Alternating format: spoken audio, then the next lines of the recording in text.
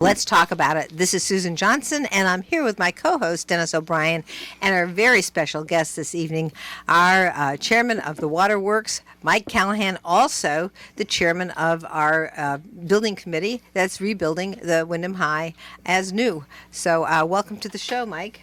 Thank you. Thank you so much for all the amazing work you've been doing for the town. I go back a few years with you, back in the day when there was concerns about the Water Commission. And since you've been chairing it and you've been on it, the concerns have all faded away. And there have been wonderful projects that you've done there. I want to just go to the solar energy project that was done.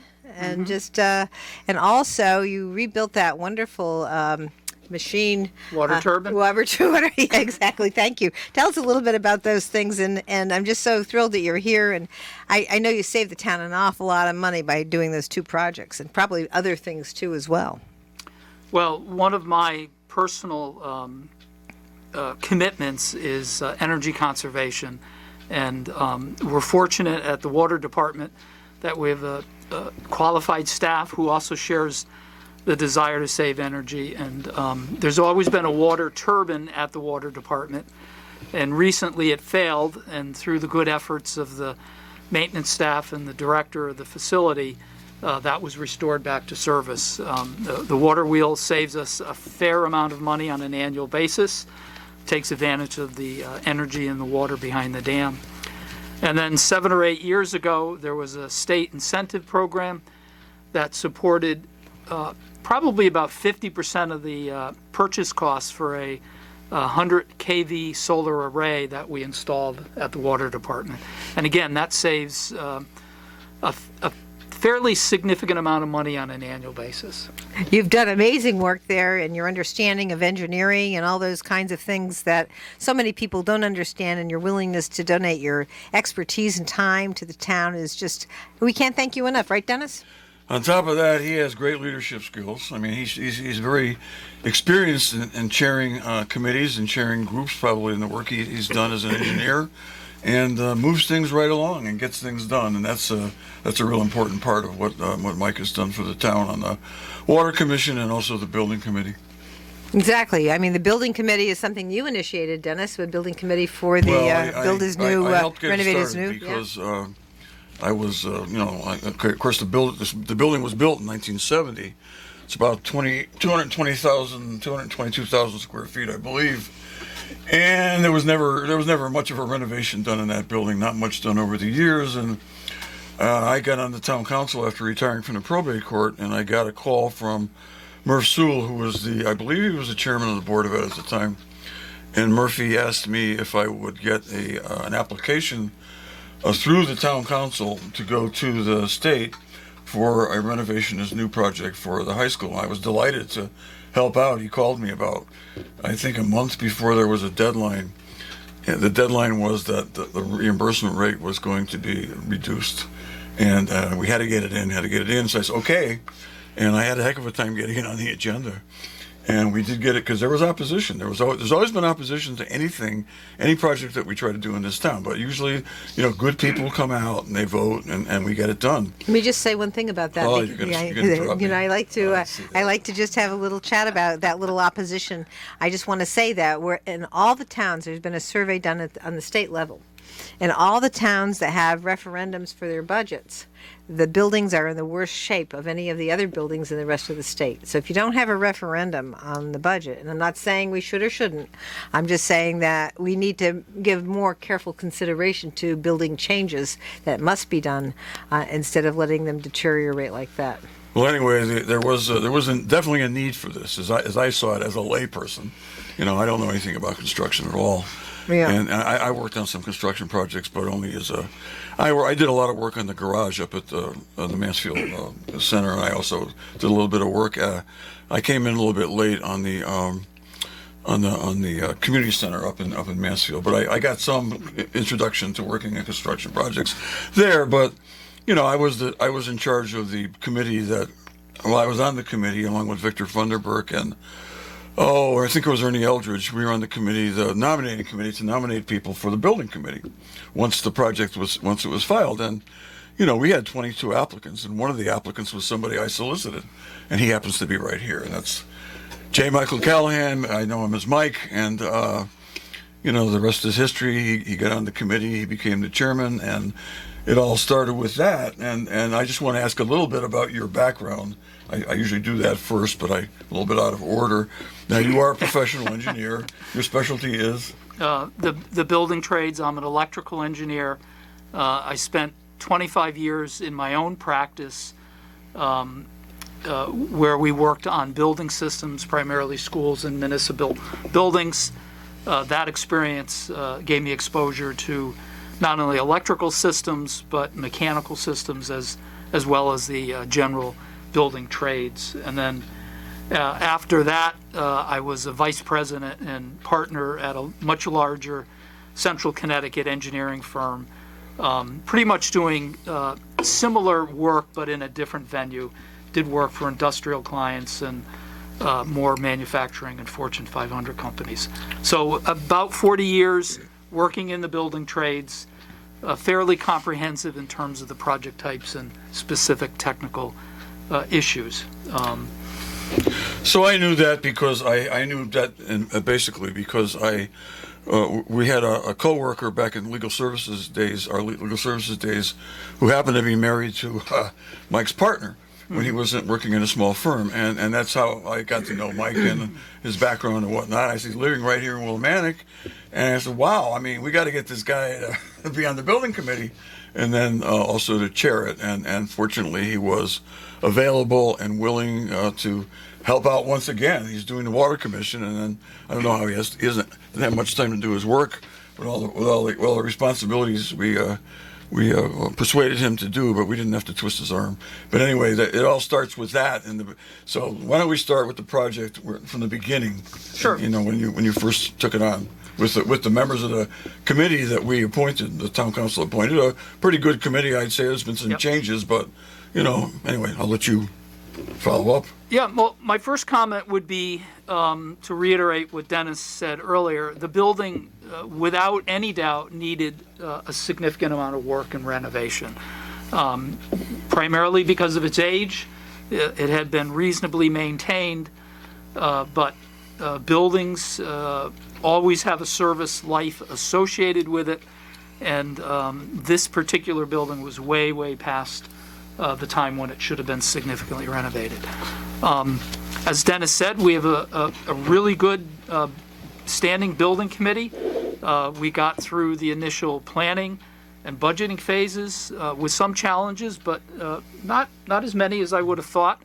Once we had our design and project management team on board, we were able to work very closely with the Board of Education to determine what the scope of the project would be, what features would be included, and what features would not. Let me ask you a question now. Let me break in. So going back a little further, I forgot to mention, and maybe you can talk about it. There was a committee at the high school. The Board of Education had a committee set up prior to this. They had planned this for a while. That's and I correct. think it was headed by Tracy Lambert. Yep, that's pretty correct. sure. Yep. Tracy worked awfully hard on it. Yep. And then I recall in preparing for this show tonight, I always try to do a little preparation, although folks probably don't see it, but I do try to prepare. I'd like to know a little bit about our guest and what he's done. And I saw this video that was prepared by the Board of Education. It goes back to 12 years ago or so. Mm-hmm. It was a 3.5 minute video where the students are on and some of the faculty members, and they're talking about the school is not being, it's being maintained, but not, kind of marginally. Not modernized. Not modernized. Certainly really not the way I modernized. would put it. And they point out the fact that, a more modern building is going to cause more faculty members to remain. They do have a problem with turnover. Yep. To cause more students to stay here and not go to school in other towns, and to be a real source of great pride for the entire community. Mm-hmm. I just wanted to get that. So they had been working on this for a while before Murphy Sewell called me. Yep. Yeah, and that group with the Board of Ed laid a pretty significant and very important foundation for the project.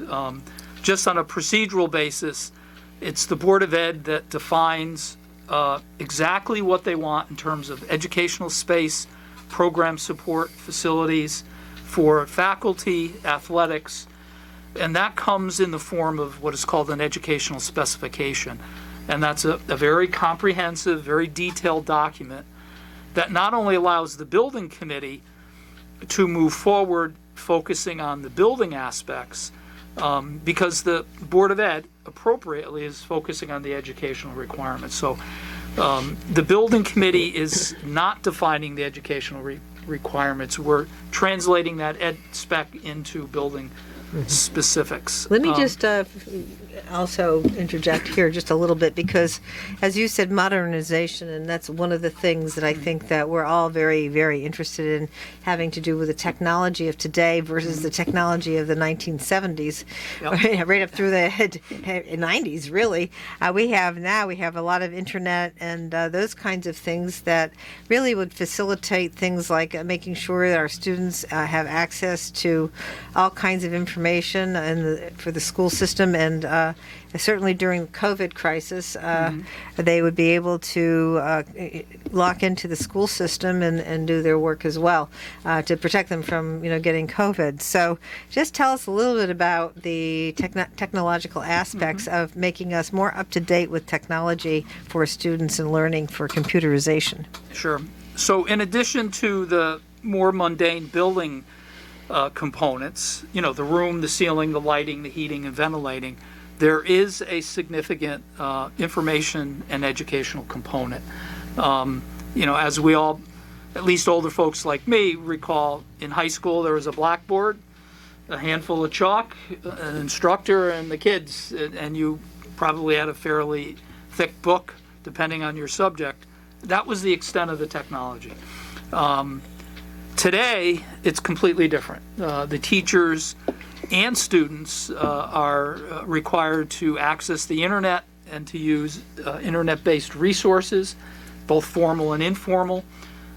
In order to do that, the teachers and the students need some type of computer access, and in Wyndham, that's often through Chromebooks or laptop computers.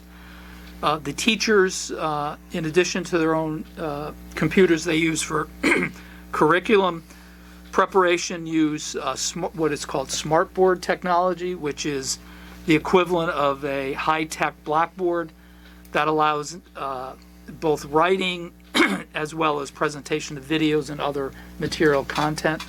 That technology often is linked directly to the students, so that there's the ability to do quick and appropriate feedback. So that technology is really quite amazing. My daughter is a teacher here in Wyndham, and she uses that technology even in second grade. And it was essential during COVID because they were doing either the kids were always at home or they had hybrid sections, and having internet access and the appropriate technology, be it laptops, smart boards. And it's much more, there's other elements of that go way beyond that. But this high school, the high school project, includes all of the background infrastructure to support that.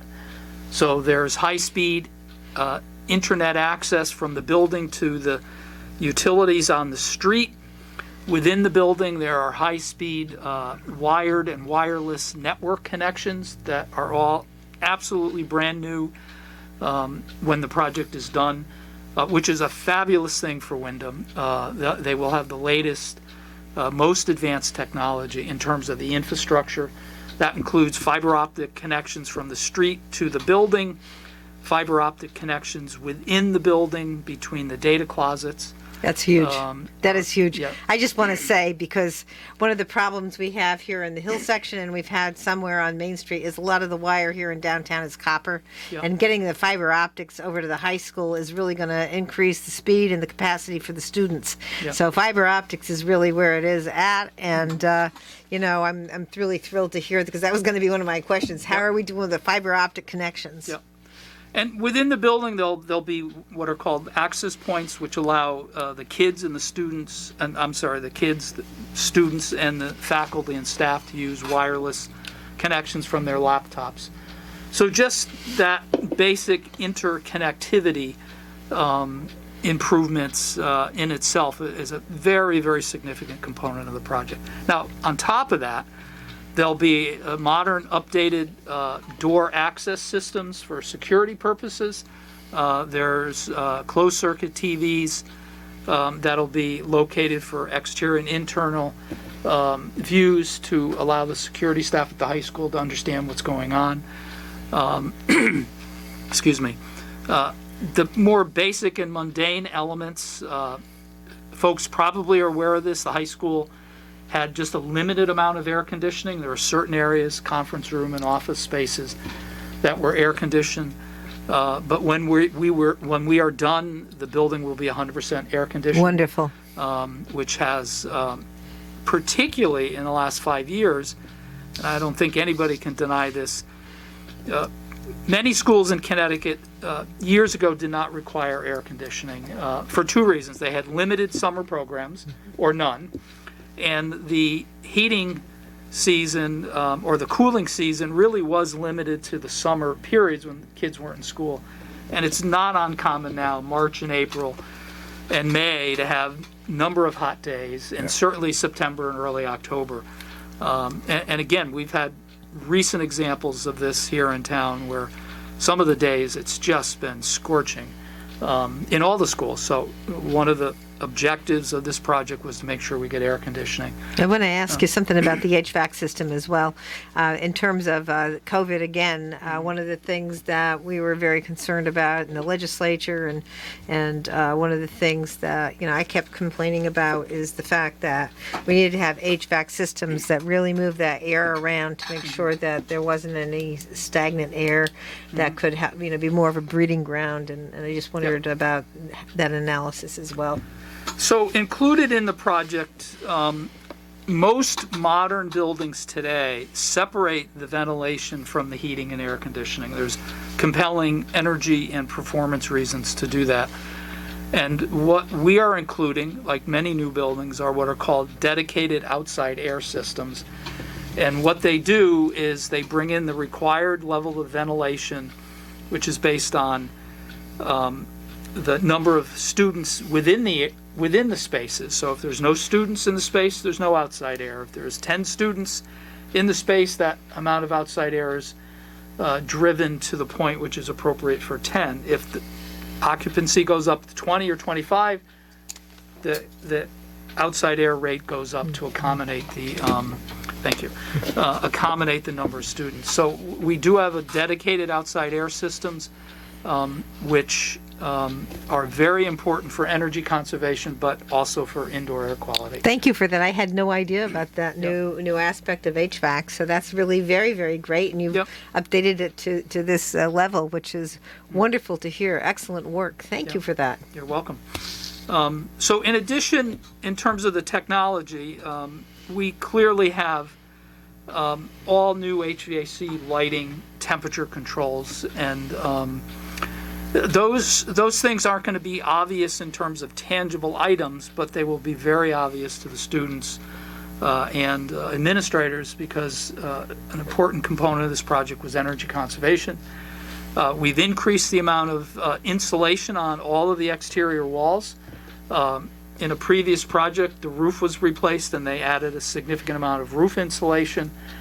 And with this dedicated outside air and new HVAC equipment, the efficiency will be much higher. Now, I want to make it very clear to everybody, the energy costs in this building are going to be very likely greater than what they were before. And the reason is because we're bringing in the appropriate amount of outside air, and that has a cost.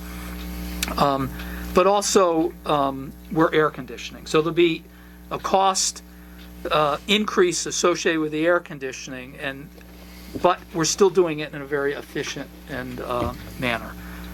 So that's been a very important and significant part of the project.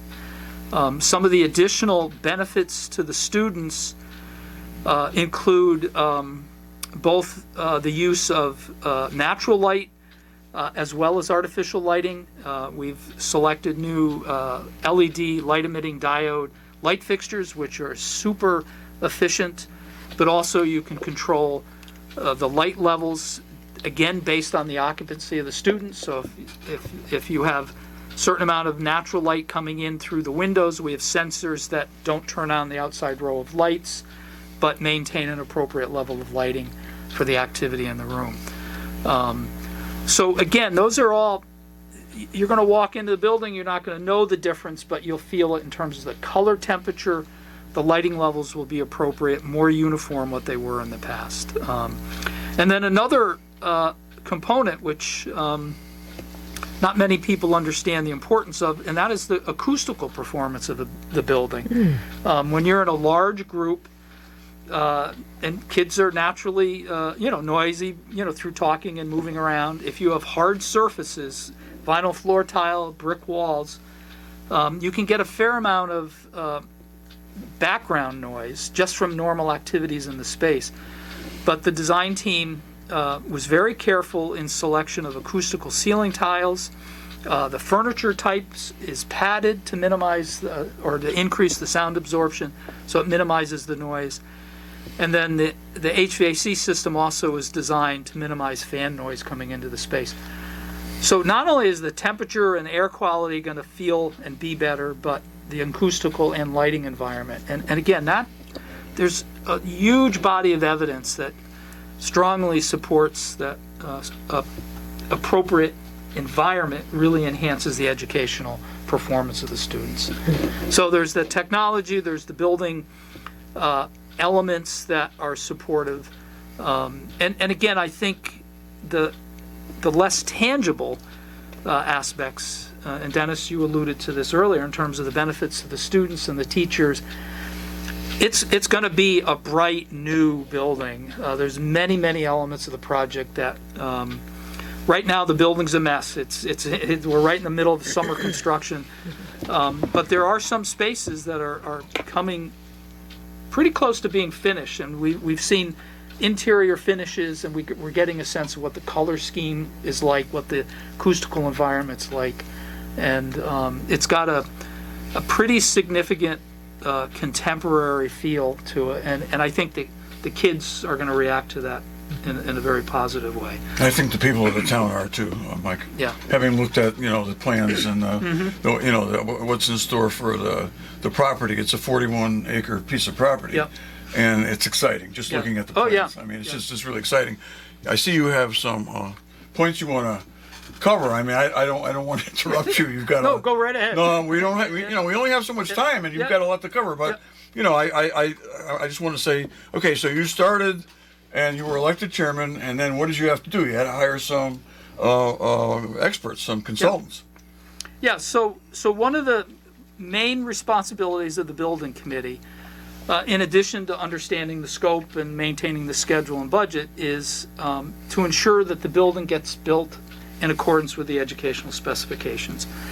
And that process involves hiring nominally an architect as the lead designer, but the architect brings to the table a large number of additional technical consultants. They bring in mechanical engineers, electrical engineers, acoustical engineers, IT consultants. So the building committee is responsible for bringing the design team on board who develops the plans and specification. In addition to that, we've hired what is called an owner's representative, which provides day-to-day oversight of the finances, the schedule, basically keeps the town informed. Their primary responsibility, the owner's rep, is to manage all the paperwork for the state of Connecticut reimbursement process. And Susan, I personally, and also as the chairman, would like to thank you for your efforts on maintaining a high level of state reimbursement. It's a tremendous benefit to the community at large. There's a huge effort that goes into satisfying the state's requirements, and our owner's representative, they're really extremely good at that. Well, I want to thank you for that, Mike, because we were able to work off of Dennis's good idea of making sure we maximized our reimbursement to the 79.5%. And then Senator Flexer and I and Representative Smith, we all got together, and Senator Flexer and I are both on the Education Committee, and we were able to increase that reimbursement rate to 95%, which has saved the town around $17 million. Yep. So we're very, very, very excited about the fact that we were recognized for all the work that we do as a community here to support so many different activities, and we were recognized by the co-chairs of the Education Committee, certainly Representative Sanchez and Senator McGorry. So both of them really understand our community and wanted to make sure that we were getting taken care of very well. And so we're very, very appreciative to them and to the governor for approving it. Yep. I mean, and also to the Finance Committee, all these places that you have to go to Yep. get that kind of reimbursement. But very, very thankful to everyone for working together. Thankful to you because, you know, with the good work that you did, if we were in some kind of difficulty, we wouldn't have gotten that reimbursement. So it's the committee working together with the Board of Ed, with us, and with the state, all working together. Your good work, of course, made it possible, the bottom line. So I want to thank you, too, because good work pays off, and it did this time, too. So thank you so much for that. And I think we're going to come to a time where we're going to have our sponsors give us some messages. And this is Susan Johnson with Dennis O'Brien and our very special guest, the chairman of the Build Back as New High School Renovation Committee, Mike Callahan, and also the chairman of our Willimantic Water Commission. And I will be going off to the Police Academy Leadership graduation for the students who are there. And so I'll leave you and thank you all for listening. And I'll see everybody next week. And thanks for being on the show. It will be difficult, but we'll somehow handle it without you, Susan. Okay, we'll be right back, folks, after this message from our sponsor. Back on Let's Talk About It with Mike Callahan. He's chairman of the Water Commission, but he's on tonight because he's also the chairman of the building committee for the Renovate as New Windham High School project, and he's here to talk about it. Now I'm going to let him talk about the project and where it's been and where it's at. Okay. So just to pick up from where we started off, in the earlier session we were talking about background. And again, there was a lot of people, Tracy Lambert and that high school committee that worked on the referendum and defining the overall building requirements was instrumental in getting this started. That work and work of others was critical. So when the referendum was passed, the referendum had 2 or 3 components which became a defining element of the work that the building committee did, or at least from my perspective, and that was there was a $112 million overall project budget. There were 3 elements that needed to be included in the project: the high school, the early childhood education, and the central offices. And we had to follow the ed spec, and those have been our guiding principles. And the other thing that is maybe the most important, it was a renovate like new. There was some early but limited discussions about maybe tearing the building down and building anew, but the referendum language was very clear. It was a renovation project, not a new project. And we get out and maybe at another conversation talk about the merits, particularly if the town's going to consider renovating other school buildings. I think it's important that the renovate like new versus new conversation occur before a referendum, because there are some advantages and disadvantages of both approaches. But the building committee stayed true and will stay true to the overall referendum requirements. So one of our driving goals and objectives is to ensure that we stay within that budget. The overall project budget for construction is about $90 million. The balance is for soft costs, which includes insurance, design professionals, commissioning, equipment, things of that nature. As of today, We are on target, both with the budget and the schedule. That is principally due to the design team, the project manager, and the construction team. That team is working very well.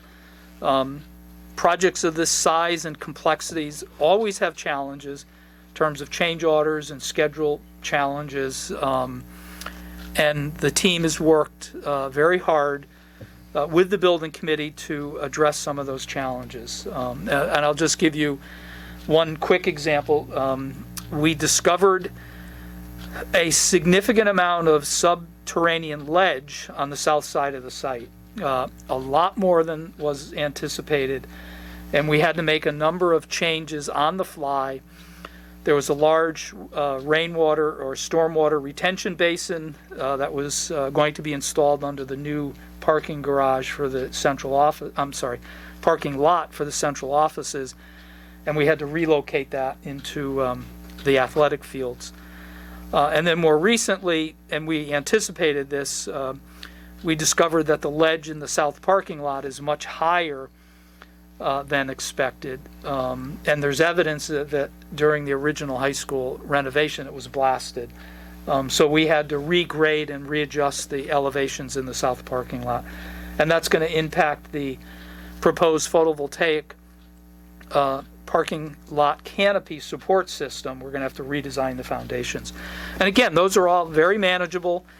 The design team and the construction team are working diligently with their subcontractors and suppliers to address those conditions. And again, they're large, they're complicated, but all within the realm of what could be expected on a project of this type.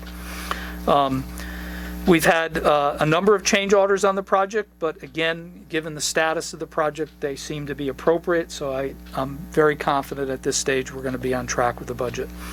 So people are probably wondering, what progress have we made to date? And if you've had the opportunity to drive by the site, you can see from the front, there's a brand new parking lot in the front of the building, is virtually 100% complete. There's been a significant amount of additional site demolition, as I mentioned, in the south parking lot. Interior, a significant amount of demolition has been done in the corridors and classroom areas in preparation for the installation of the new systems. Temporary classrooms have been built inside the building, as well as temporary partitions to keep the construction zones separate from the educational zones. Hazardous material has been abated in the areas that are scheduled to be worked on. We've made major changes to the configuration of the auditorium. We've carved out 2 large band and choral practice rooms at the back of the auditorium and installed a fixed partition. Brand new ceilings and stage lighting are going to be installed in the auditorium. So they've done a lot of work in the auditorium. As I mentioned, that front parking lot is virtually complete. There's a new egress stair tower in the front of the building, in between the cafeteria and the old office, and that stair tower was required, or not required, but came about because we wanted to offer a more formal, secure entrance to the administrative offices. So we've put that stair tower off to the side. The small addition for the ECC at the back of the building is virtually the structure and the roof and the frame is all done.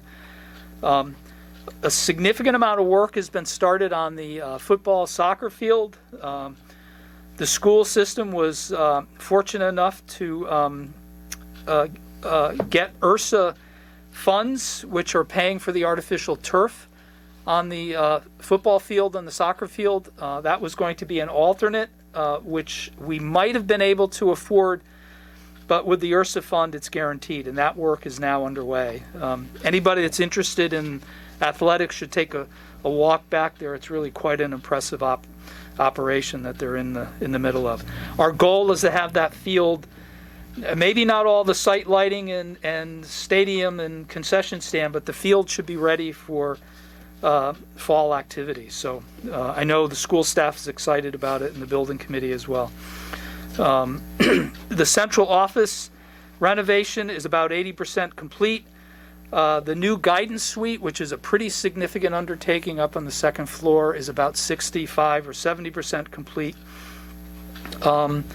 All of the major infrastructure, fire protection, water, telecommunication conduits, and new primary electric and secondary electric services from the street have been brought into the building.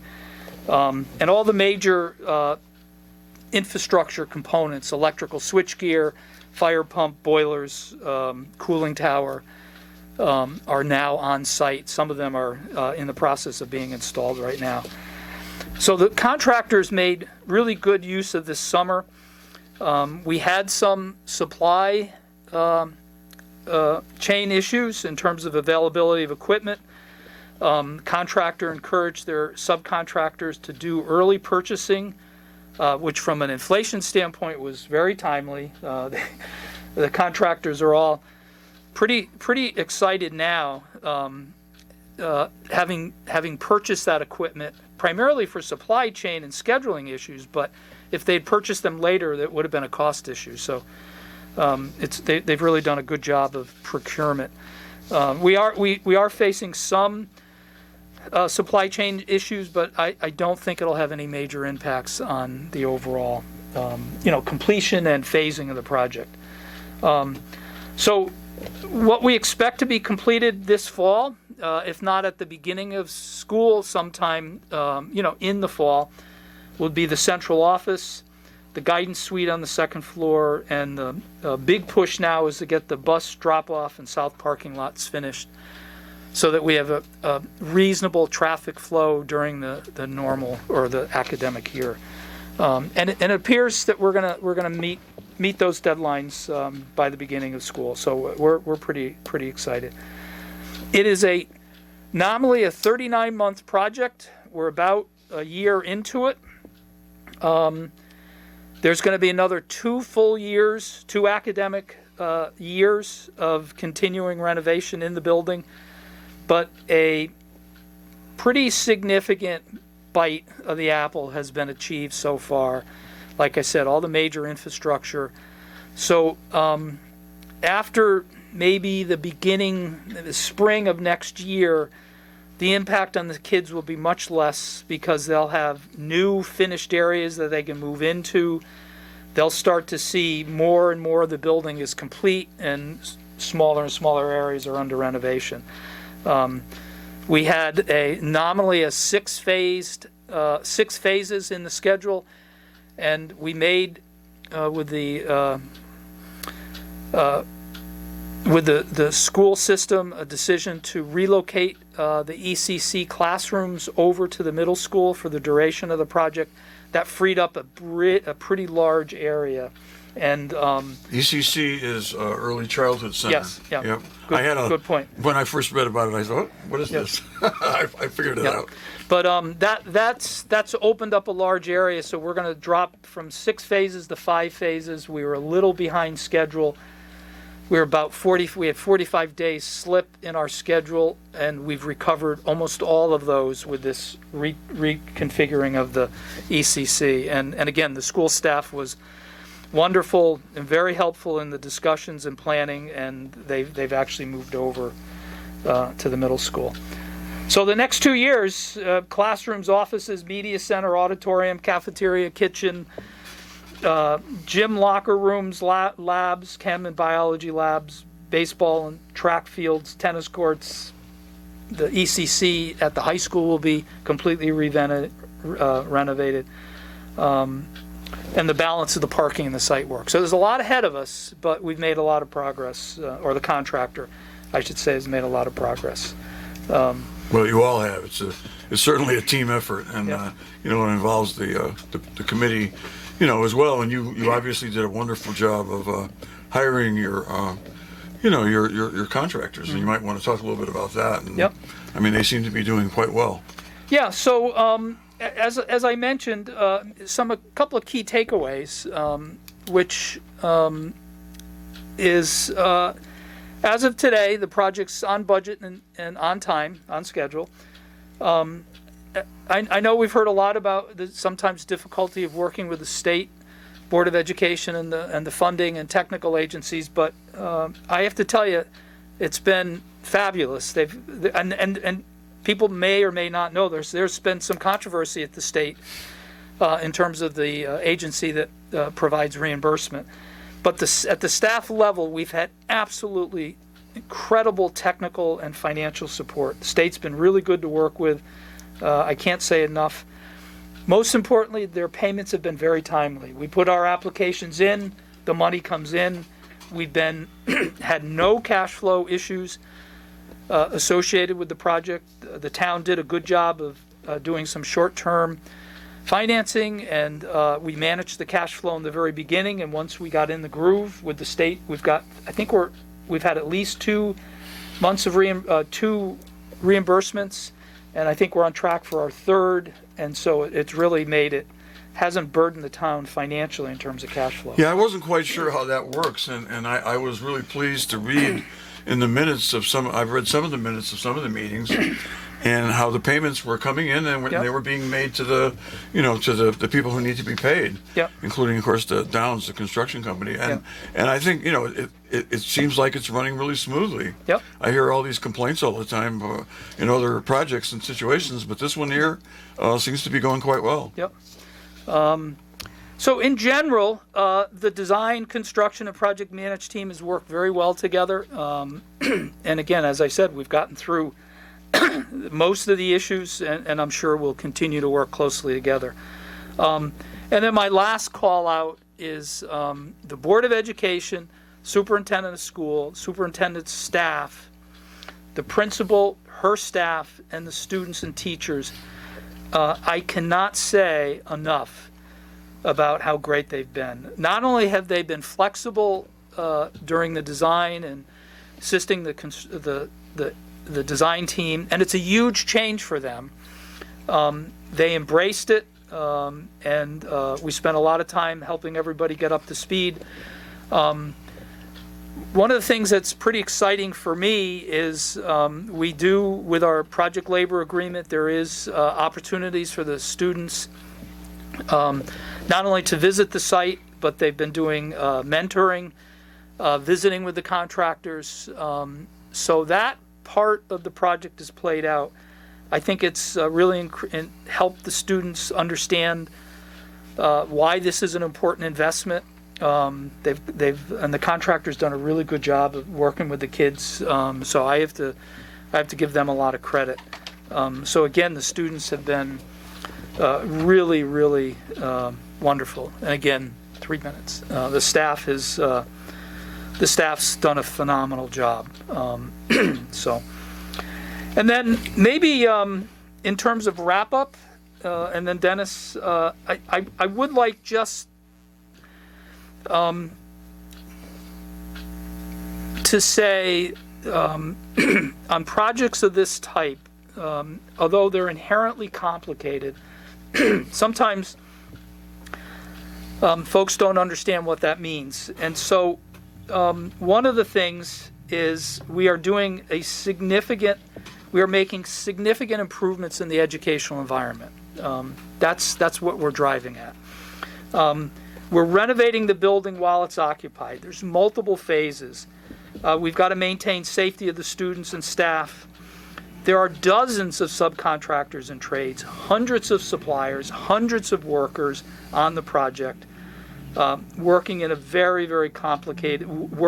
very complicated systems. And again, as a individual who's been doing this professionally for 40 years, I can say, given the complexity, the town and their consultants have done a good job of executing. So my last comments are the high school project is really only one example of how Wyndham has made significant progress over the last couple of years. The other projects in town are important. And this project is an important part of preparing our kids for the future and improving Wyndham for all of its citizens. So it's an important and worthwhile investment. And I think, for me, that's what I'm most proud of, Dennis. Well, I don't know what else to say. I mean, you've covered it all pretty well. And what I want to say is I want you to come back and give us further reports Glad to. on the project. This is so exciting.